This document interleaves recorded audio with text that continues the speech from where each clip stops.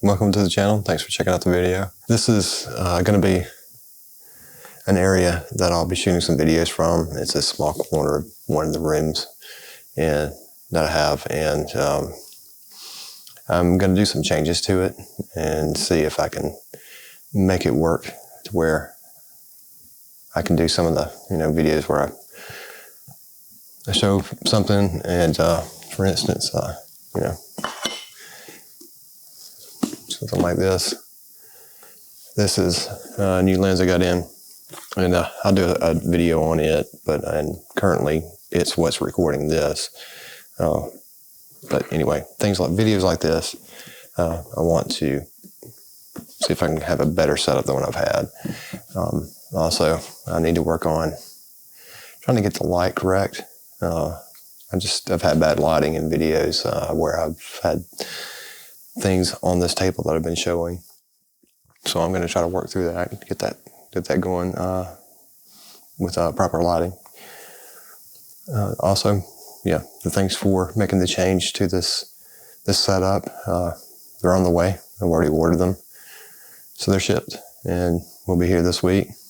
Eventually, I'll have a video coming out on how it worked out.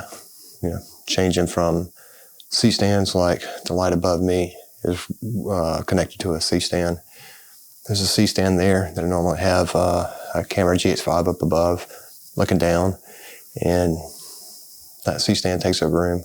The C-stand for this light takes up room. I have a second light that's currently not on that goes on a third C-stand. So with all these C-stands, there's just not much room where I'm at this part of this room. And it just ends up being a problem. So I'm going to try to figure out a way to kind of change that. 7 Artisans Vison Cine lens. Again, that lens is what's being used to record this, and that is I'm going to have a video coming out on it at some point. I need to do some more testing with it, but so far it's working out pretty good. I have a matte box come in, so I'll have a video on it at some point, as well as testing it out. I got the matte box to help with running an ND filter, and the matte box has a variable ND filter, and I don't have an ND filter large enough to fit the 82mm lens that this is being recorded on. Also, I'm going to get the 35mm version of this lens at some point, and it too has an 82mm thread size, and I don't have an ND filter for that. So the matte box will come with a variable ND filter, and hopefully I can get all that set up. I do have a Tilta Cage for the S1H, which is what this is being recorded on, and it's currently in that cage. So I need to get the base for that cage so that I can get rails put on there. I have 15mm rails for my Panasonic, Blackmagic Pocket Cinema 4K. I have the 15mm rails on it, and kind of have it, kind of decked out.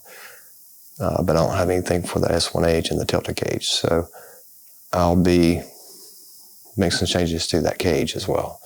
I'm not going to change the cage out. I'm just going to have some add-ons that I buy for it. Let's see. Also, currently on the table, I have a Rode procaster, and I'm still testing out, and I'm not sure if I'm going to keep doing both mics, but this is a Shure mic, and I'll put the model number on the screen for you. But this is, so far it's been okay. Sometimes this picks up some background noise that this doesn't, but I like Rode products, and currently what you're hearing is from a Rode wireless Go, first gen, and it's working out okay. I do have to keep a running check on the batteries in this, but aside from that, it's been fine. So I also have an ET1 Rode mic. I really like it, but it picks up too much in the way of background noise for me to be using it in this room. That's unfortunate, but that is the way it is. Eventually I might be able to get some things shifted over to a different room. It depends on how things work out here with the equipment I use for the setup here, because I still need the 2 lights. And I still need to be able to get, you know, a camera pointed down at the table here. So if I can get it worked out here, I'll probably keep the setup here and also do one in another room, a smaller room. But I'll have a little bit more than just this little small space that I have here. So we'll see how that works out.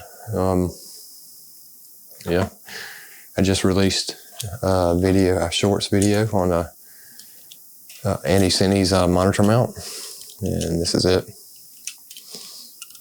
The full video is coming out this Thursday. But yeah, I've had it on my Ronin SC2, which is right here. Let's see. Yep. So here it is. I've had it on the Ronin SC2 and haven't had any problems with it. It's been working out pretty good. One thing I don't like about having to make a change is I have to put this mount on this side. So this little Tilta adapter comes off. And I would put this on, and then I can mount this on it. And that adapter, putting it on and taking it off, it has 2 hex screws. So it's not like a quick release. I mean, this is a quick release from this, reasonably quick, because it has a threaded screw. But this is not a quick release off of the SC2. So that kind of ends up causing a pain. It's a headache. Yeah, it is what it is. I do like these adapters though.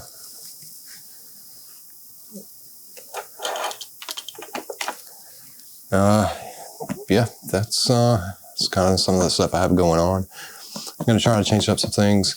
I'm trying to work on a way of getting like behind the scenes type video recorded while doing other things, and I'm trying to get that worked out, that format. Currently, it's a little difficult to do things kind of solo and take 2 cameras out when going outside to different locations. So like this past weekend I took this camera and this lens that's recording this, as well as a Ninja 5 that it's recording too. I took that plus the GH5. So I have this. I need a tripod with this at times. The GH5, I can either take a mini tripod, which causes me to put it on the ground, and all the shots would be just, kind of facing up. Or I can take something like the Manfrotto B3 Live, which I have with it. And even though that's a light tripod, that camera plus that tripod, that camera is Cage, the Ninja 5, that lens, which is, I think it was over 700 grams on the lens. And that lens is heavy. The GH5's got it on lens as well, which is, this is kind of the setup I had. So of course, you're setting it down and flip the switch here. Hold it. There we go. Set it down, when you have it pointing up at an angle. That works sometimes. It just, for a viewer trying to view video of that, it's going to get old, having that one angle going on, showing me doing stuff and talking to you guys. So I have to come up with something, get it figured out and see what I can do. My Joby 5K, I used to use it a lot. I took it out to Moab with me and had the S1H on it. It was just the S1H and the Tilta Cage.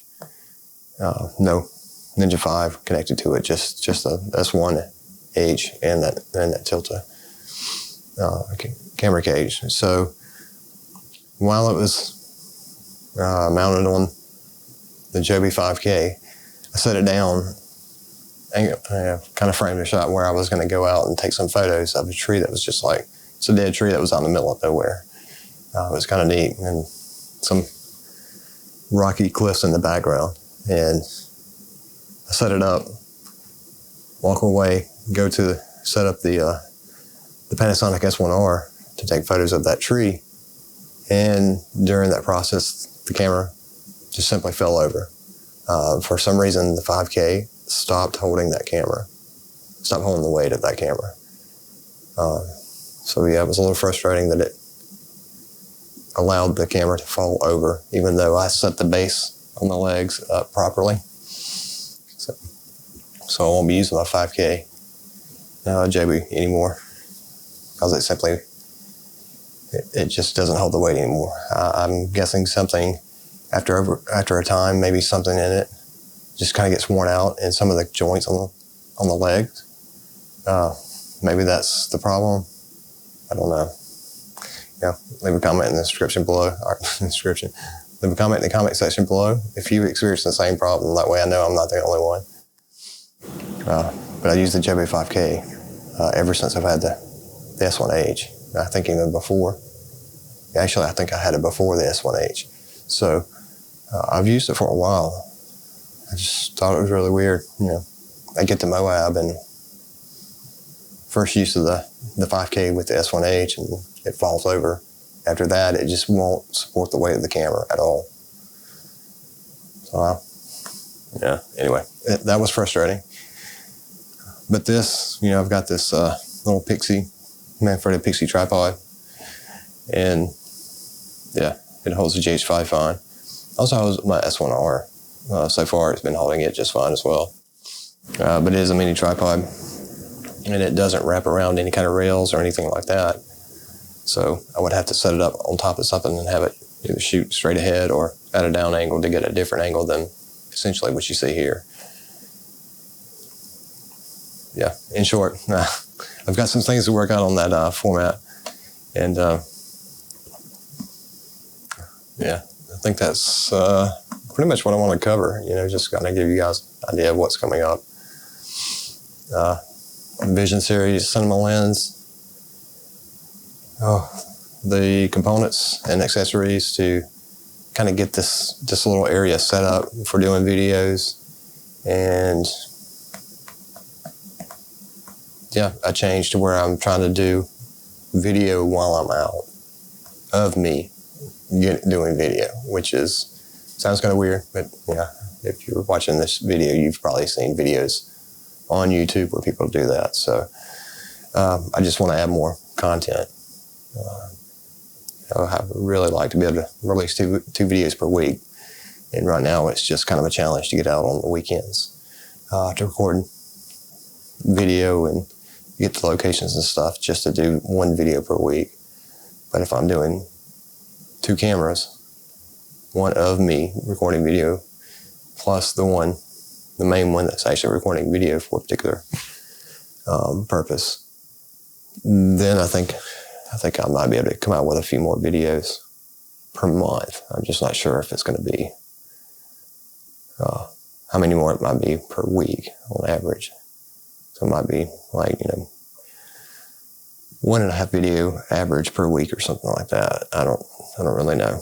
I'm going to give it a try, and we're going to see. The last thing, I recently did the 30 days of videos. In order to do that, I still had the 4 normal videos that I would release in this 4-week period of time. So normally a full video comes out on a Tuesday when I'm able to get a video out. I still got a full video out each of the Tuesdays involved in that 30 days. But in order to make up for